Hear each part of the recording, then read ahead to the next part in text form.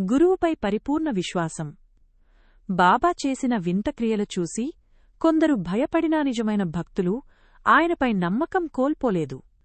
మన జీవితంలో కూడా కష్టాలు లేదా అర్థం కాని పరిస్థితులు ఎదురైనప్పుడు దైవం లేదా గురువుపై నమ్మకం ఉంచితే చివరకు అంతా మంచే జరుగుతుందని ఈ అధ్యాయం భరోసా ఇస్తుంది.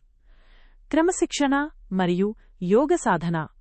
బాబా ధౌతి, క్రియఖండ యోగం వంటివి చేయడం ద్వారా తన శరీరంపై తనకు ఉన్న నియంత్రణను చూపారు. ఇది మనకు ఆరోగ్యం మరియు మానసిక నియంత్రణ పట్ల అవగాహన కలిగిస్తుంది. ముగింపు. నిజమైన భక్తి అంటే కేవలం పూజలు చేయడం కాదు, సకల జీవులను ప్రేమించడం మరియు కష్టాల్లో ఓర్పు, సబూరి వహించడం అని ఈ అధ్యాయం మనకు గుర్తుచేస్తుంది. ముఖ్య సందేశం.